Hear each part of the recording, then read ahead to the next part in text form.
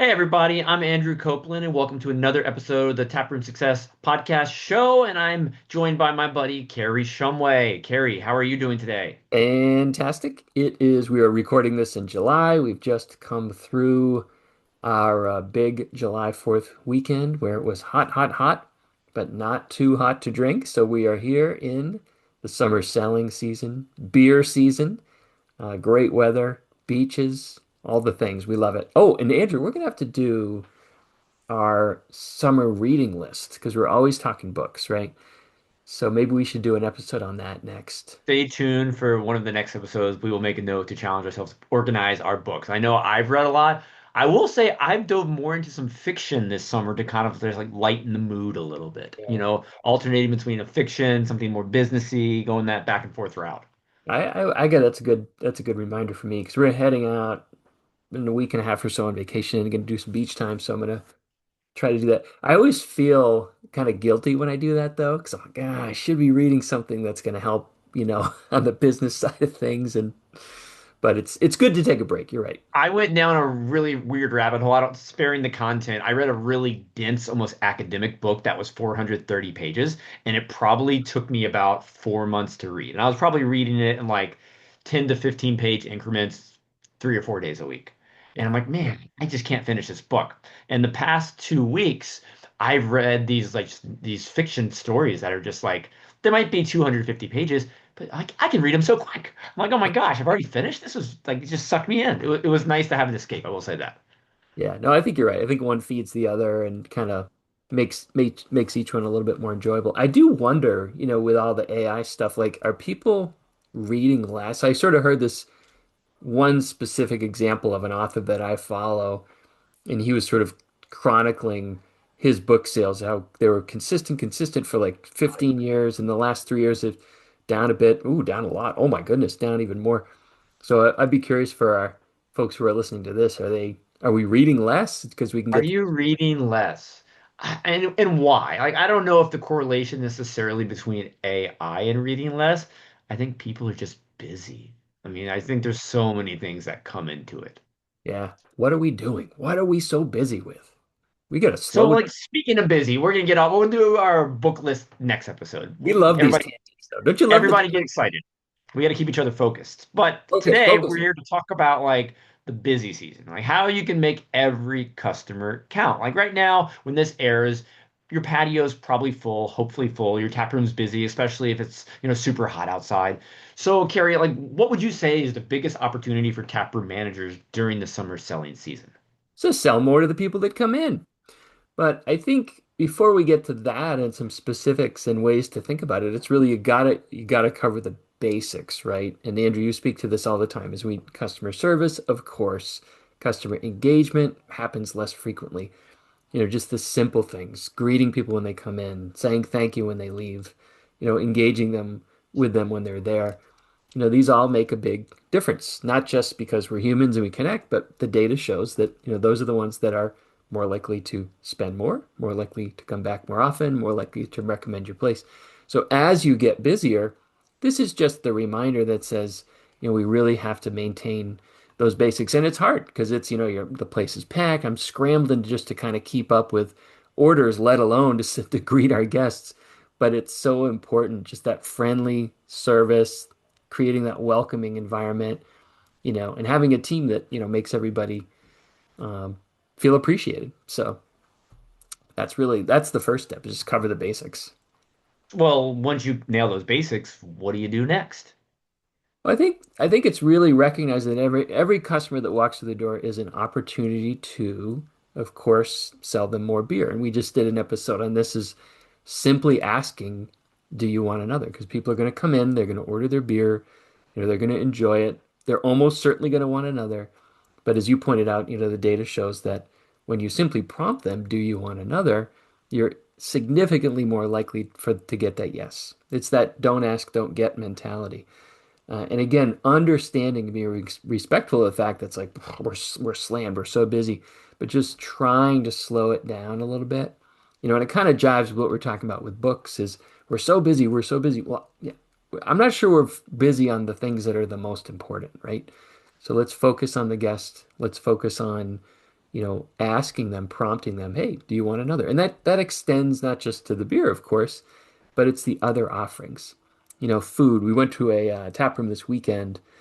Let's get some nachos, right? Throw some I nachos. think you read my mind because I was literally going to ask if you had a recent experience you wanted to share. And here we are. I do. I've got a couple. And it always helps too because we talk a lot of data and concepts, and but you see them in real life. And so anyhow, we order the nachos. It's a group of us, and you know, the server says, "Oh, we have our famous, pulled pork. Do you want to add some of that to the nachos?" We're like, "Well, of course. It's world It's famous. world famous. I have to." And, that's an easy way to upsell. And then the guests, I was loving it, right? So it's an extra $6 or $7, whatever. It's four of us. We're splitting it. We're going to enjoy it. But the point is that, we've got these opportunities, but if we don't ask, if we don't prompt, the restaurant industry does this all the time. You want to start with an appetizer. How about dessert? Can I get you this?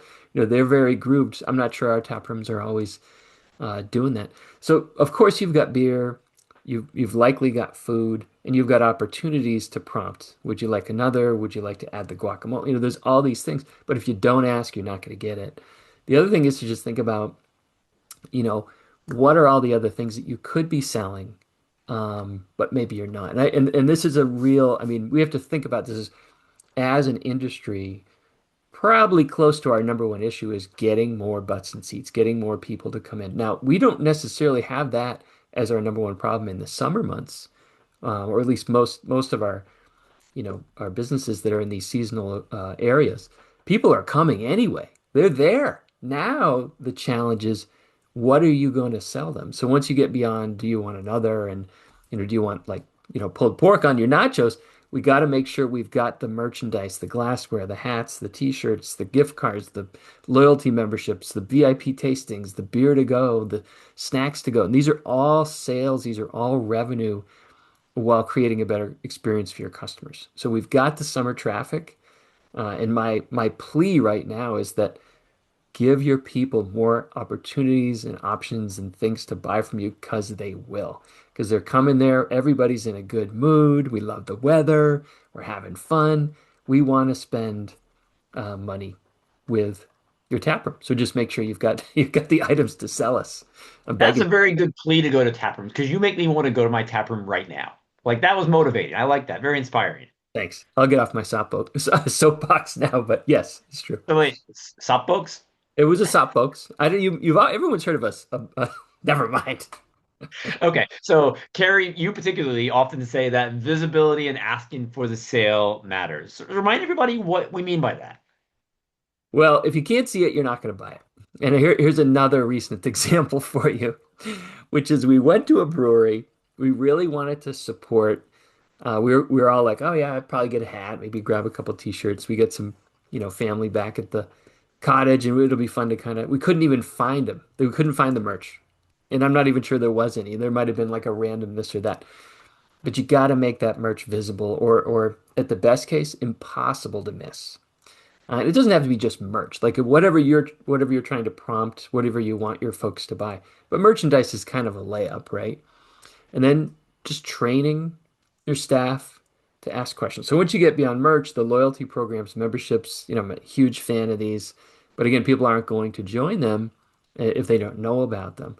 Uh, in another tap room, I know they had a loyalty. I couldn't find it anywhere. I was hoping to see like, oh, there's probably a QR code or, a table tent, or maybe the server will mention it. Um, but no, none of those things happened.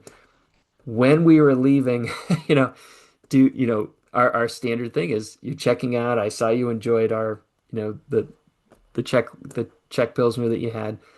We got those 4 packs to go. Do they ask? They don't ask. So we've got to be thinking about this. Are you interested in one of our shirts? Would you like some beer to go? Because those small conversations can make a huge difference over the course of a busy summer in terms of average spend and then total revenue for your business. But visibility matters. You got to be able to see it. Asking matters. Just train your staff. It's 100% mandatory. Got to ask. So I'm going to vent for a sec because you triggered me Please, on something a minute ago. please. You Oh, you I thought you talked about like having merchandise in a visible spot. So my wife and I, we recently went to a newish coffee shop in our area, and it was very like clean looking. It was nice. It had somewhat of a vibe. But when you walked in, there was like a seating area to the right of the door, and the merch rack was behind one of the chairs in this intimate seating area. So it was an area you would never, one, you don't normally see it, but you're not gonna push someone out of their chair so you can look at the merchandise. It was the worst position I've quite ever seen. So one action item, make sure your merch is in a good spot where people can get to it easily. Yeah, that's a good point. And hey, here's what I would say is as taproom owners, managers, you're trying to do like a lot of different things. Our one of our goals, I think, with doing these podcasts, with putting out the blog content, with doing our masterminds, and is really just reminding people because a lot of what we talk about is like we know that already. But what your data shows and our own experience shows is just like knowing and doing are two different things, right? It's like we know the merch should be accessible, but you know what? It isn't. So you're like, ah, yeah, that makes me th I should do that. And we're all like that. We're juggling a gazillion things, and reminders really help. So that's that's a lot of I think what these ideas are about too. So going back, you often say visibility and asking for the sale matter. But now, what's one final piece of advice that you have, Kary, for taproom managers heading into the rest of summer and hopefully their busiest time of the year?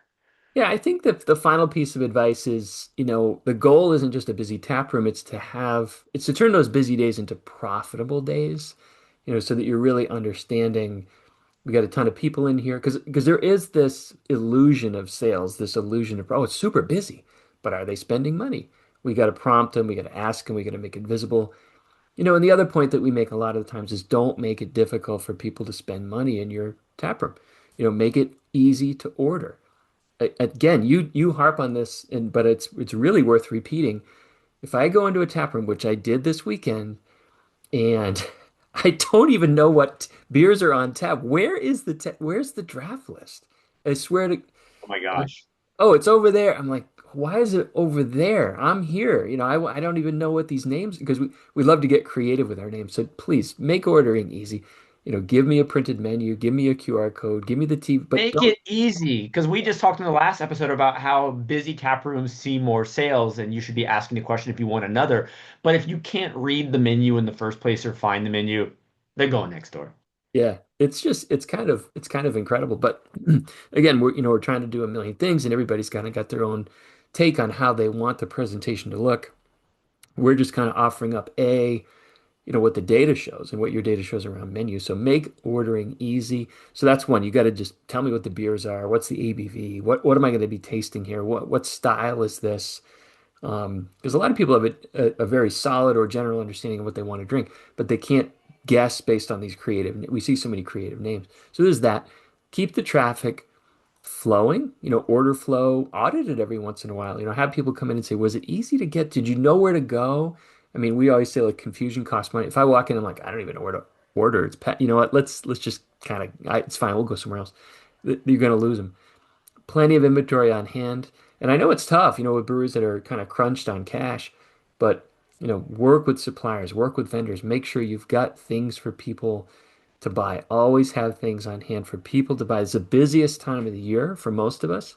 It's not the time to run out of merch. It's not the time to delay ordering or hide your best offerings. So I would just leave people with that as the goal isn't busy. The goal is to have those busy days be profitable days for your business. Yeah, I mean, 100%. And we're talking summer. Hopefully, it's busy for you. Maybe you're seasonal in different ways. But when you have people in your tap room, take it to your advantage and get them spending more money. Just ask the questions. That's the moral of the story, I think, from the past two conversations you and I have had. Yeah, it's super important. And I think we're on that, what did I call it? A soapbox? Soapbox? Softbox. Softbox.com. Well, Everybody, go to this episode has been presented by softbox.com. we're on that soapbox. Because we want the best for you guys. We really do. We want people coming in. This is, kind of it's important, but it's to us too. I mean, we want to come and drink your beer. We want you to be profitable and stay in business. Everybody, yeah, I can't add anything to that. That's great, Carrie. And for everyone who wants to kind of get more strategies from your peers of how you can learn to sell more things to your guests. We hope you can join us for our next mastermind as part of the Taproom Success membership. It's always the third Thursday of the month. There's still time to join us for the next one. You can sign up at taproomsuccess.com. We love the conversations. We love learning from you. We love sharing ideas. Have a very, very busy summer and don't hesitate to reach out, and we'll see you soon. Cheers.